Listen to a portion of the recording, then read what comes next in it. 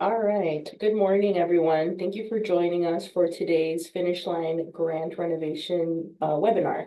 My name is Paola Garibay, and I'm a project manager on the economic development team here at the Berwyn Development Corporation. With us today is my colleague Marcos. Marcos, you want to say hi?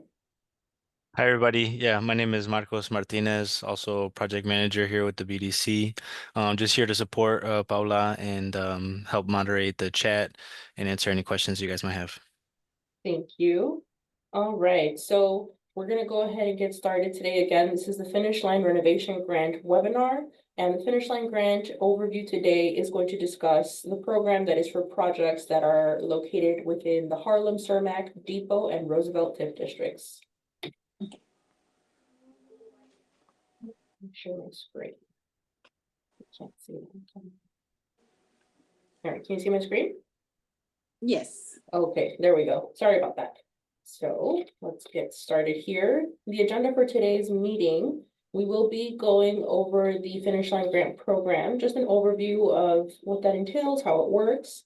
We'll discuss eligibility, who can apply, where you have to be located, and required documents that will be necessary to submit an application for the grant. After we go through the documents, we'll go through the actual application just to give you an idea of what that looks like and get you a little bit more familiar with it. And we'll also discuss a timeline of the grant from start to finish.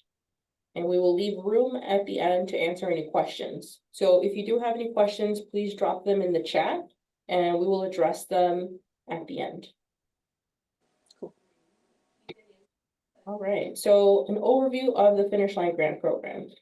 As I mentioned, this program is for commercial and mixed-use properties located in one of Berwyn's eligible TIF districts.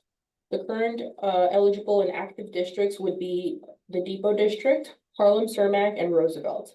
I have some images of the maps and a few slides here that you will get a snapshot of what those look like. And this program covers up to 50% of eligible interior and exterior renovation costs. The maximum reimbursement amount is $50,000 per property or business. So that means that you can either get up to 50% or $50,000, the lesser of the two, for any eligible project expenses. It's important to note that this program is eligible only to projects that have not yet been started or completed. So if you got a new roof in the last year and you didn't apply for this program, you weren't aware of it, unfortunately, we cannot retro-pay and go back and consider work that has already been done or has already been started. But we can help you if you have a project in mind that maybe you're thinking about doing in a couple of months or maybe next year. We can sit down and talk about that and approve you for reimbursement before that project starts. That's very important to know. And then examples of projects, interior build outs. We've seen developers come in and purchase a property that's been sitting vacant for years, and they turn it into a cafe or they turn it into a convenience store. Something like that would work. Facade improvements, maybe you got hit by one of the storms last year and you needed to get some tuck pointing or brickwork done to your building. Maybe your business sign is out of date and you want to get a new one, like pictured here from Montes. Interior projects could also be your HVAC needs to be upgraded. Those can be quite expensive for commercial properties.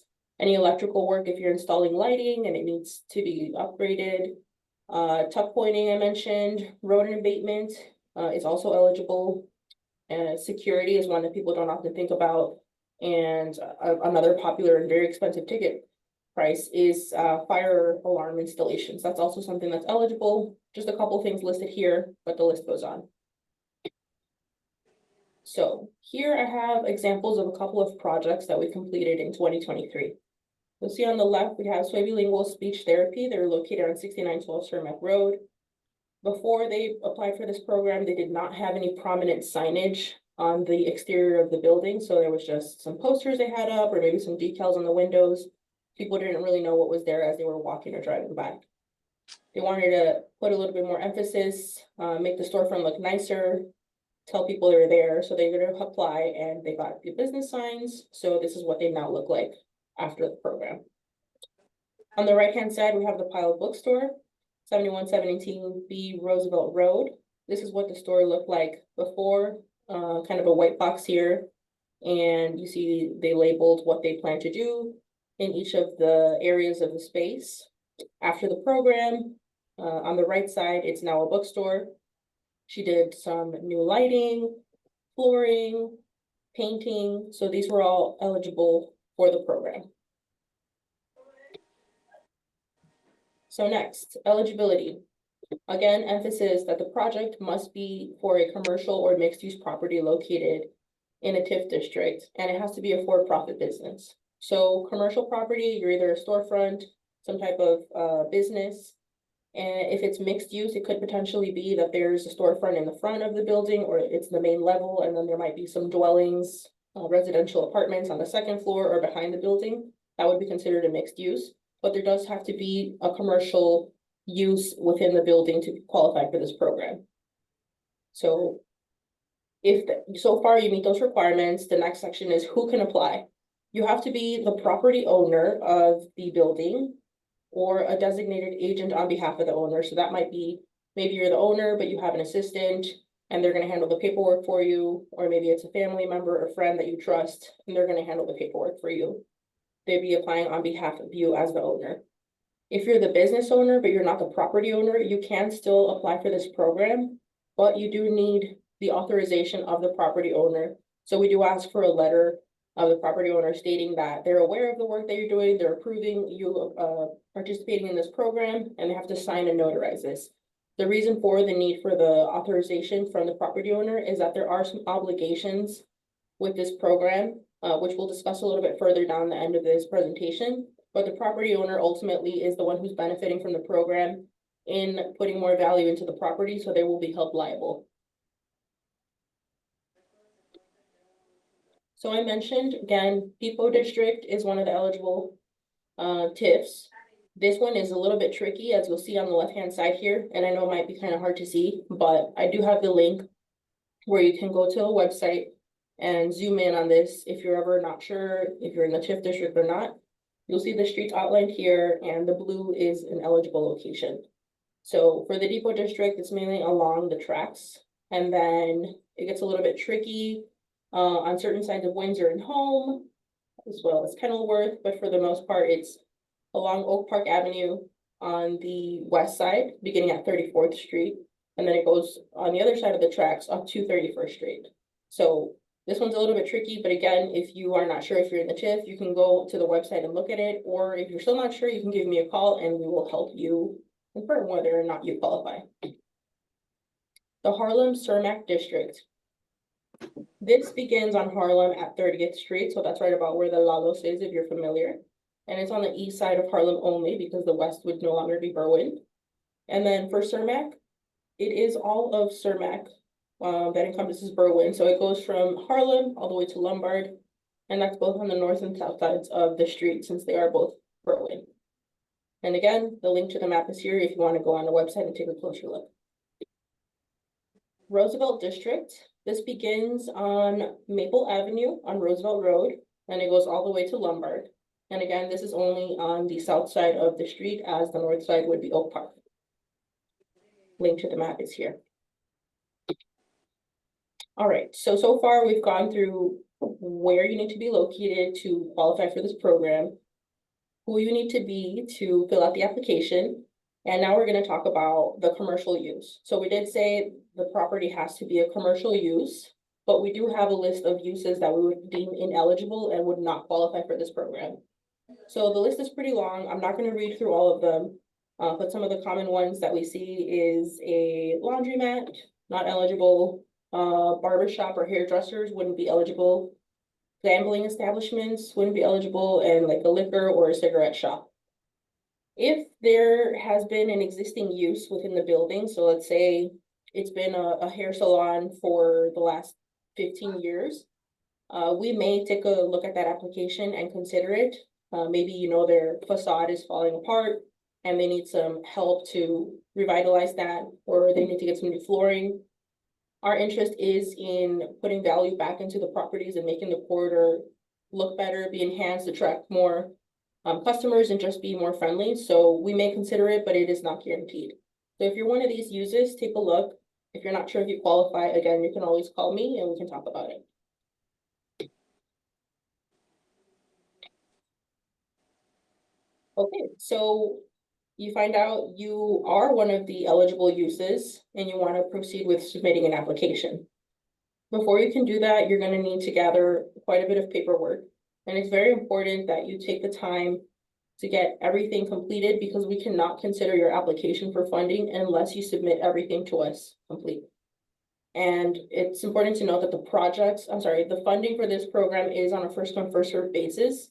So if you start your application in January, but you didn't get all of the documents to us until December because you were waiting on something or you kind of put it off to the side, there may not be funding available for you at that time. So it's important to kind of put some emphasis here and prioritize getting all these documents ready. So the first one is a project scope. We would want a description of what you intend to do with the property, why the work needs to be done. Maybe your roof is caving in and you're getting a leak inside. You want to enhance the waiting room to make it more appealing to your customers, something like that. We would want to know the work being done and how it's going to impact your property. Photos, very important. We need pictures of the current status of the property. Say you want to redo the staircase. We want to see what it looks like currently.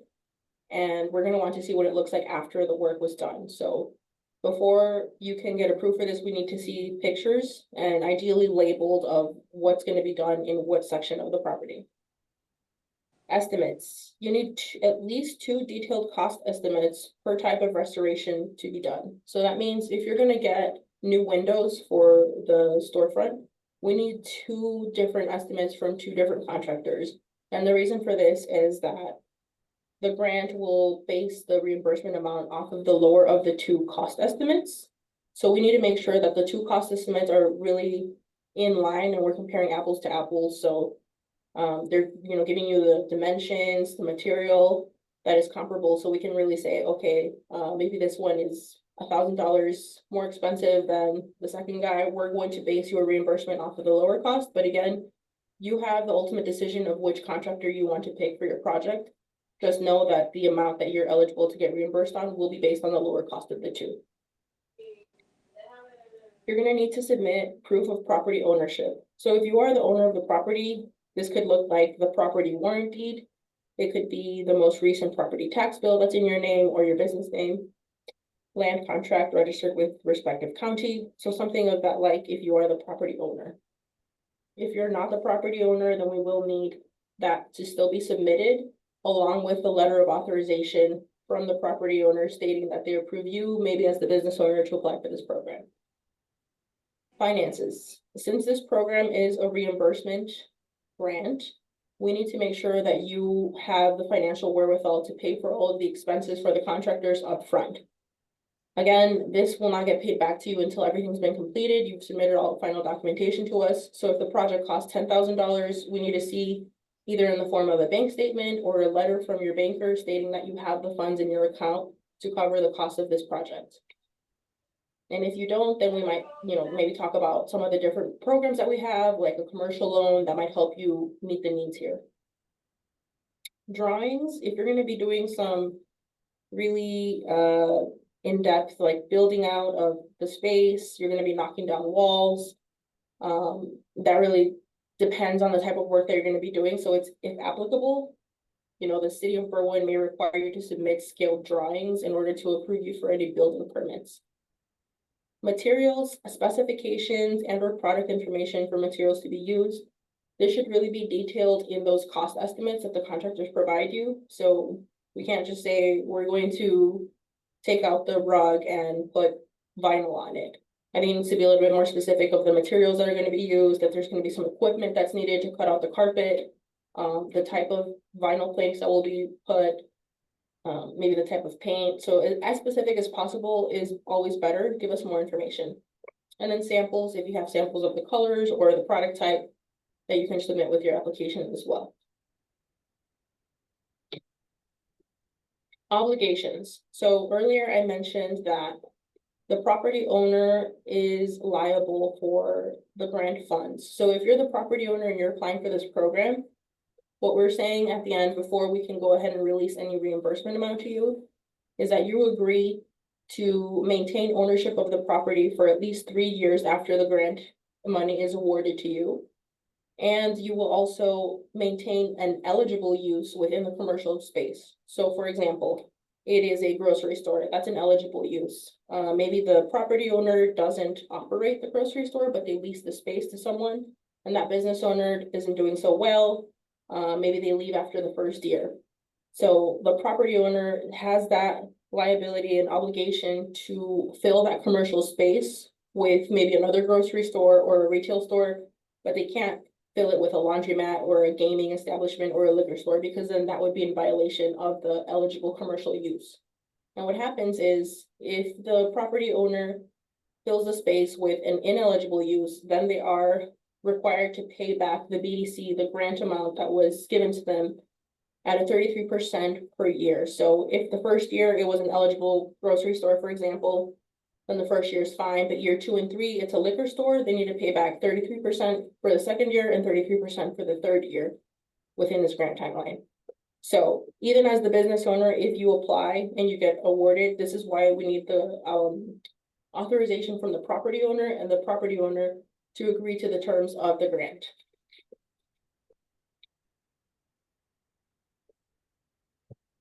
Okay, so we talked about all of the requirements, who's eligible, the documents that you will need. So now I just want to go ahead and pull up the application so you have an idea of what that looks like. Can I get a thumbs up that, or somebody just tell me that you can see the application here? Thank you. All right, so this is the application. It is a PDF form. We don't have an online fillable form. So what we would do is we would send you this by email, or you can pick up a physical copy here in the office. And the application basically goes through all of the things that we just discussed in this presentation. The purpose of the grant, who's eligible, where you have to be located, and then the amount of the grant. This is a little bit tricky here. So as we mentioned, it's either 50% or $50,000 max reimbursement, whichever of the two is the lower cost. And this matrix here shows you what a potential grant amount could look like. If your project is somewhere between $0 and $25,000, it would be reimbursed at 50%. So the maximum amount that you could get for a project of $25,000 would be $12,500. If you go into the next tier, between $25,000 and $60,000, that additional amount gets reimbursed at 40%, and so on and so forth until you max out at $50,000. So the project amount that you would need to spend a minimum to receive that full $50,000, we're talking about a project that's $157,500 minimum. So that would be a pretty significant, maybe full build out of a space. If you're just getting a business sign or redoing your windows, your flooring, that might be something more in the 0 to 25, well, not 0, right? But upwards of $25,000, or in the $60,000 range, which you'll still be getting reimbursed 50% and 40%. The next page just discusses the application timeline, which we'll go in a little bit more depth in a minute here. But we do ask that you complete the project once approved within 90 days in order to close out the program and meet the requirements and get your funds reimbursed. If you need a project extension on the deadline, we can talk about that. Sometimes permits take a bit longer to complete, or sometimes the contractors don't finish the work, material. We understand some of those things happen. We just need to have an open line of communication. Paula, I'm sorry, I'm sorry to interrupt, but Laura's saying that the slides are stuck on the first one. I've seen them change, but maybe can you try just stopping share and starting it again? On the application? Yeah, I see the application, but Okay. Laura's saying that she's not able to see it right now, so I don't know if you could try resharing the screen. How's that, Laura? Can you see the application? No, but it's okay. I can follow you and then,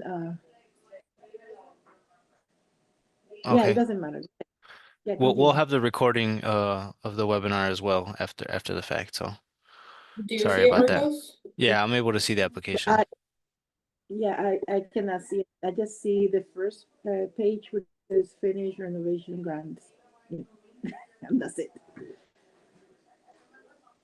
But it's Sorry. okay. Yeah, maybe it's my Okay, computer. yeah, we'll for we'll some send the slide deck and we'll send the recording, and if you have any questions, we can have an offline chat as well. Sorry about Okay, that. sounds good. No, that's okay. Thank you. Okay. I'm gonna continue here. So we were talking about the project timeline, reimbursement, so we'll get a little bit more in depth with that. But this is basically just the outline version of everything we discussed in the PowerPoint presentation.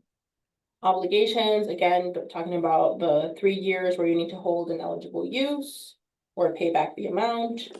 Ineligible commercial uses, so it lists all of that out for you again. And then here is really what the application looks like. It's pretty straightforward. We ask for the information of the property that is being renovated, the information of the applicant. So if you are the business owner or you are the property owner, you would input your information here.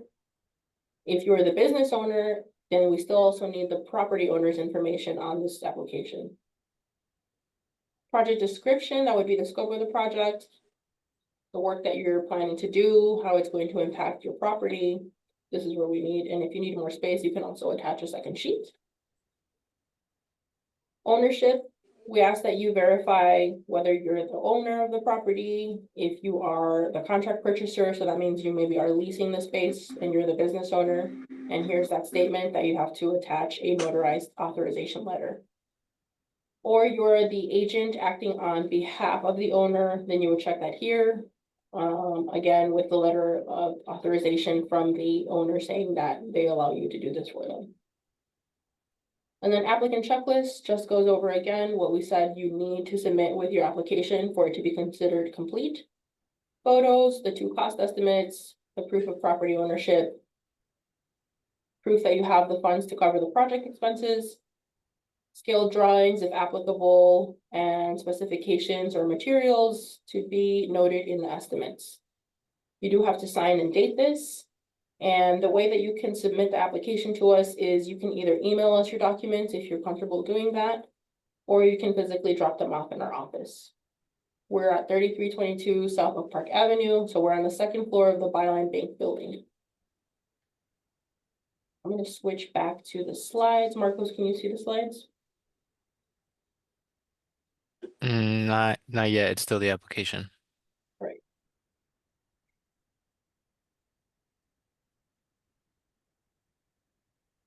Now I can see application overview.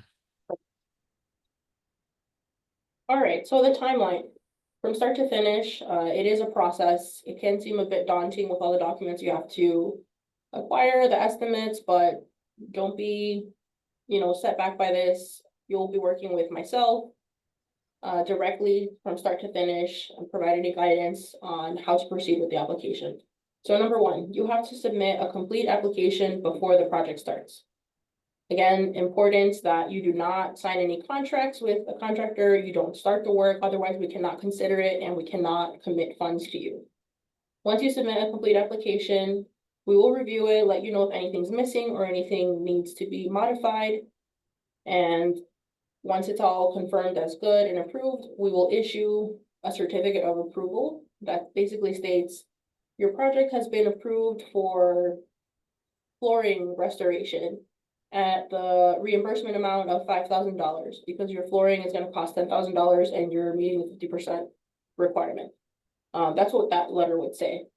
It would also state that you are required to complete the work within 90 days from the certificate of approval being issued to you.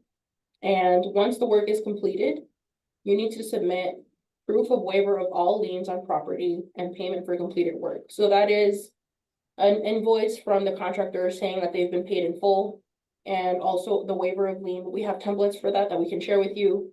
Again, the contractor information outlining the work that was done, how much has been paid if you did like a deposit, and then the second payment, the dates that was made, and showing that there's a 0 balance on any work that was completed. This document is important. If we don't have it, we cannot close out the application.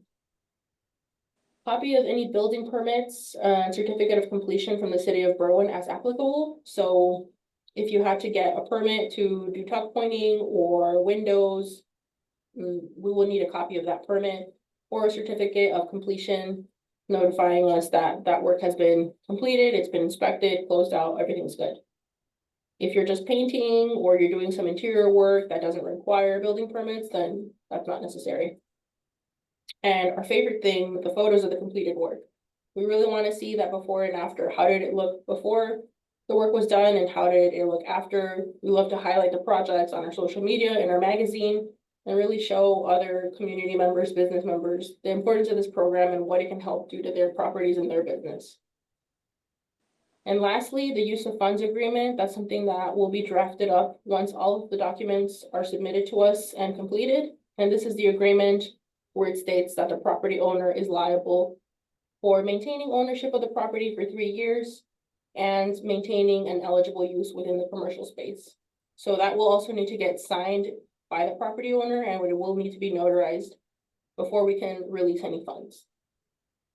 Once we receive this agreement and all of the required documentations, we will be issuing a reimbursement check, and that can take anywhere from 10 to 14 business days, depending on the project amount.